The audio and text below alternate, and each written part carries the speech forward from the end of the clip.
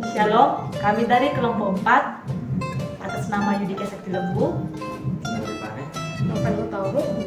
Kami akan menjelaskan tentang mata kuliah filsafat dari bab 10 sampai 12. Baik, yang pertama itu adalah bab 10 tentang keindahan sebagai nilai kemanusiaan. Jenis nilai manusiawi. Bila mana sesuatu ide apapun sebagai suatu sasaran pemikiran, terima pula sebagai suatu sasaran keinginan yang senantiasa ditambahkan dan usahakan agar terwujud ide itu lalu merupakan sebuah nilai dalam kehidupan manusia sejak dahulu sampai sekarang. Nilai mempunyai peranan yang amat penting, yang bahkan boleh dikatakan pada dasarnya seluruh kehidupan manusia berkisar pada usaha-usaha menciptakan, memperjuangkan, dan mempertahankan macam-macam nilai dan nilai biasa dalam urusan secara kasar dan nilai bersifat sangat berluhur menyangkut hal yang amat penting. Dengan demikian ide keindahan sebagai suatu sasaran keinginan yang ditambahkan oleh kebanyakan orang dan usahakan terwujud oleh para seniman merupakan sebuah nilai pula. Untuk keperluan pemahamannya oleh budi manusia, nilai dapat ditinjau pada tingkatan abstraksi tertinggi yang masih bersifat transendental, ada yang artinya mengatasi semua pembatasan konkret yang dapat dikenakan pada realitas. Menurut pendapat kami, dalam tingkatan abstraksi ini dapat digunakan ciri-ciri tertentu dari manusia sendiri untuk membedakan jenis-jenis yang kemudian mengupas liku-liku dari nilai. Dua diri penunjang yang dapat kami lihat pada manusia ini adalah bahwa komprehensif atau lengkap penyeluruhan. Menurut keyakinan kami, 4 jenis nilai manusia ini itu oleh karena berbeda erat dengan eksistensi manusia yang bersifat transendental, maka tidak ada yang berstatus lebih tinggi atau lebih penting. Urutan penyebutan kekudusan, kebaikan, kebenaran, dan keindahan dasar sama sekali tidak mengandung keutamaan, melainkan boleh dimulai dari nilai yang mana saja. Keempat jenis nilai ini mempunyai kedudukan yang sama, peranan yang sebanding dan kepentingan sederhana baik kehidupan manusia. Bahkan kami melihat bahwa masing-masing jenis nilai saling mengandalkan yang lainnya, kalau masing-masing nilai harus diberi definisi dan penjelasan sebelumnya. Yang kedua itu ada struktur nilai manusiawi. Selain saling mengandalkan seperti ternyata di atas, keempat jenis nilai itu juga saling berhubungan dengan mempengaruhi satu sama lain, terutama pada kedudukan dalam kehidupan manusia. Ada 3 struktur punya 4 macam interaksi, yakni antara yang pertama kekudusan dengan kebaikan, yang kedua kebenaran dan keindahan, kekudusan dan keindahan, dan yang ketiga kebenaran dengan kebaikan. Interaksi antara kekudusan ini dengan kebaikan, antara kebenaran dengan keindahan merupakan hubungan sejenis. Kekudusan dan kebaikan merupakan gejala yang sejenis, yaitu sama-sama berkaitan dengan tindakan. Demikian pula kebenaran dan keindahan adalah sejenis, yakni kedua-duanya berkaitan dengan pengetahuan. Selanjutnya ketiga, perwujudan nilai manusiawi.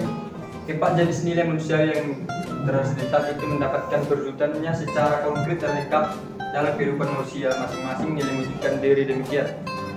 Yang pertama ada kekudusan menjadi nilai religius, yang kedua kebenaran menjadi nilai intelektual, yang ketiga adalah kebaikan menjadi nilai etis, dan yang keempat keindahan menjadi nilai estetis. Selanjutnya nilai religius sebagai suatu jenis nilai manusiawi dapat dalam hal kehidupan manusia yang nyata menjelma sebagai pemujaan atau worship, yaitu keberhargaan dalam tindakan manusia yang memiliki sesuatu kepercayaan menyembah Tuhan atau dewa.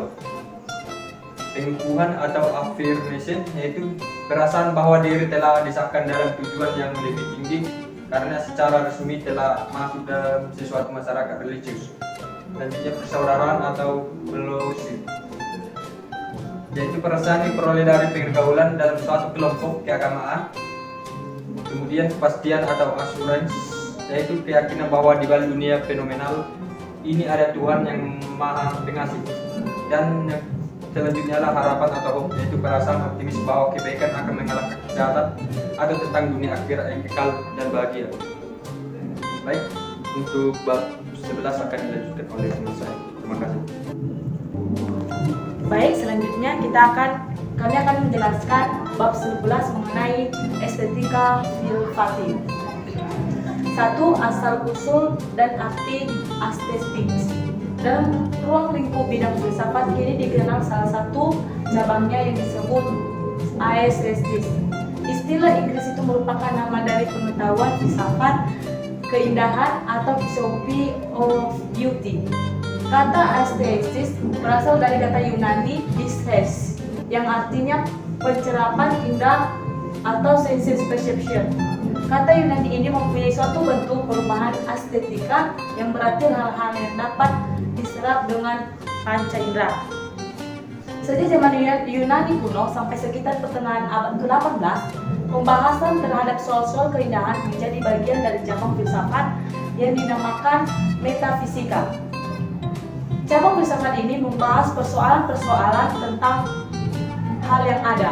Metafisika dilukiskan sebagai filsafat tentang hal ada. Suatu filsafat yang menelaah semua hal ada yang nyata.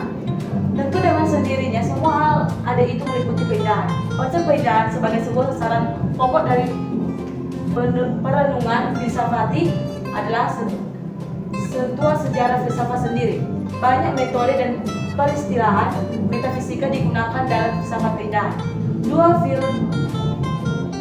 filsuf terkemuka dari zaman Yunani kuno yang banyak membahas ide keindahan ialah Socrates dari 469 sampai 399 sebelum Masehi dan Plato dari tahun 427 sampai 347. Dua, perluasan sasaran dari estetika. Dalam perkembangan kemudian ternyata sasaran estetika meluas. Dalam suatu perumusan tentang arti estetika, kadang-kadang ditegaskan bahwa keindahan yang dimaksud adalah keindahan yang terdapat dalam alam pada seni. Perumusan demikian itu tercantum dalam The Encyclopedia American terbitan tahun 1973 yang mencatat bahwa aesthetics has traditionally been associated of us the branch of philosophy concerned with beauty and the beautiful in the nature and art.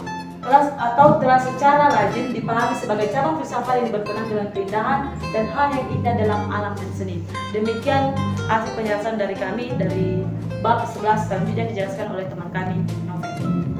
Oke, saya akan melanjutkan bab yang ke-12, estetika ilmiah. Yang pertama, lahirnya ciri-ciri estetika ilmiah. Filsafat keindahan yang dalam zaman Yunani kuno merupakan bagian dari metafisika pada abad ke-20 telah berkembang biak menjadi sebuah rumpun pengetahuan ilmiah yang berdiri sendiri dan sangat luas ruang lingkupnya. Rumpun pengetahuan ilmiah ini oleh beberapa ahli dinamakan estetika ilmiah atau scientific aesthetic, dan oleh ahli lain yang dianggap sebagai estetika modern atau modern aesthetic. Estetika ilmiah merupakan suatu kumpulan beraneka ragam pengetahuan yang tersusun tidak begitu rapi. Aneka pengetahuan itu mempunyai berbagai sebutan yang berlain-lainan seperti ilmu seni, sejarah seni, ilmu bentuk seni, sosiologi seni, estetika eksperimental, estetika matematis, psikologi estetis, dan psikologi seni dengan pembagian yang lebih terinci. Misalnya, ilmu seni dibedakan menjadi ilmu seni seumumnya dan ilmu seni yang khusus. Segenap kumpulan pengetahuan ini dapat dianggap sebagai cabang-cabang dari estetika ilmiah. Suatu cabang yang ada telah berkembang luas sehingga dapat dibagi lebih lanjut dalam beberapa ranting. Misalnya, sejarah seni jelas dapat dirinci lebih lanjut menurut pembagian zaman-zaman dan perbedaan negara-negara atau bangsa-bangsa. Sesuatu ranting dapat pula dirinci menjadi beberapa rangkai. Sebagai contoh, sejarah seni sebagai salah satu cabang dari estetika ilmiah mempunyai sejarah seni India sebagai salah satu rantingnya. Ranting ini telah lazim dirinci dalam beberapa tangkal seperti sejarah seni Buddhis, sejarah seni Hindu, dan sejarah seni lain. Walaupun estetika ilmiah dewasa ini mempunyai ruang lingkup yang demikian luas dan rincian isi yang begitu kaya, tetapi ternyata memiliki kesatuan ciri-ciri umum yang berikut. Yang pertama, bagian A, estetika ilmiah merupakan ilmu empiris yang bercorak deskriptif, yakni berusaha menemukan fakta-fakta tentang seni serta kegiatan, cita rasa, dan pengalaman manusia mengenai seni, menjelaskan berbagai proses psikologis yang berhubungan dengan semua hal itu, dan menguraikan segi-seginya yang tetap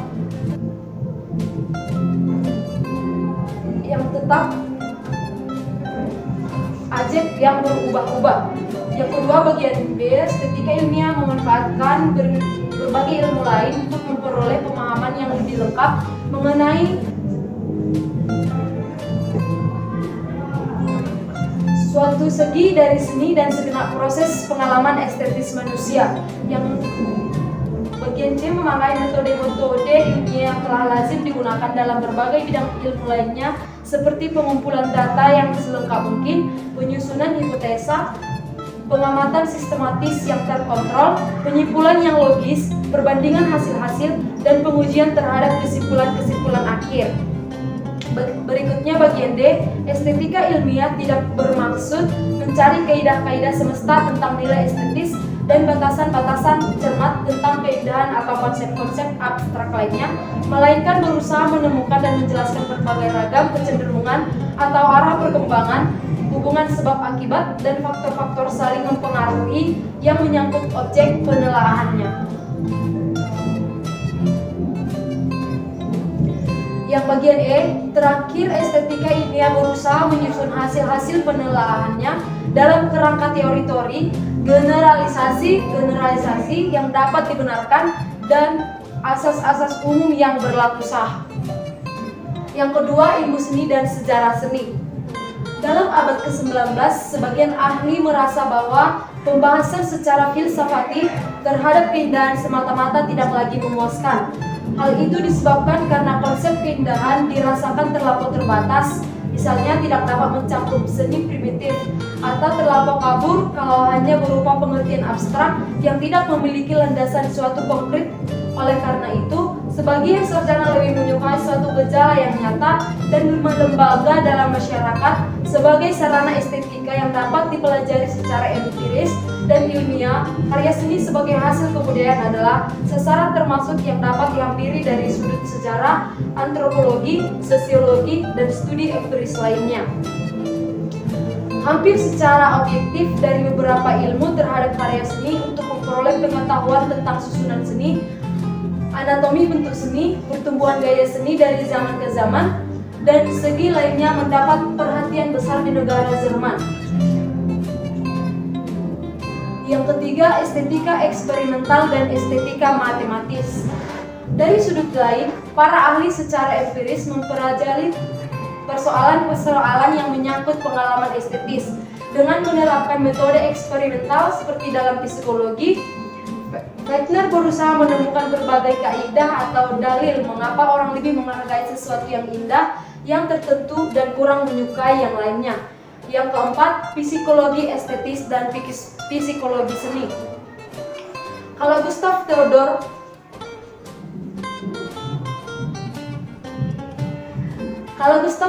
Wagner mengembangkan estetika dengan memakai metode psikologis, dari arah sebaliknya ada sarjana-sarjana psikologis yang menerapkan hasil-hasil penelitian psikologi terhadap persoalan-persoalan estetis. Ini menumbuhkan cabang pengetahuan yang disebut psikologi estetis atau estetik psikologi. Pengetahuan ini merupakan suatu cabang dari bidang psikologi. Psikologi estetis berbeda dengan psikologi umum atau general psikologi dalam hal memusatkan perhatiannya dalam suatu kegiatan psikofisis tertentu dari manusia dan pelaksanaannya pada jenis benda yang dalam keadaan tertentu. Bila mana pemusatan penelaahannya tertuju pada seni atau karya seni dan bukan pada pengalaman estetis orang, maka pengetahuan itu lebih dikenal sebagai psikologi seni atau psikologi of art. Dalam ruang lingkup yang lebih terbatas, psikologi of art kadang-kadang diartikan sebagai psikologi of visual art atau psikologi seni penglihatan, misalnya seni lukis dan seni pahat, yang dijajarkan dengan psikologi of literatur atau psikologi sastra dan psikologi of music atau psikologi musik. Oke, sekian presentasi yang dapat kami jelaskan. Sekian dan terima kasih. Shalom.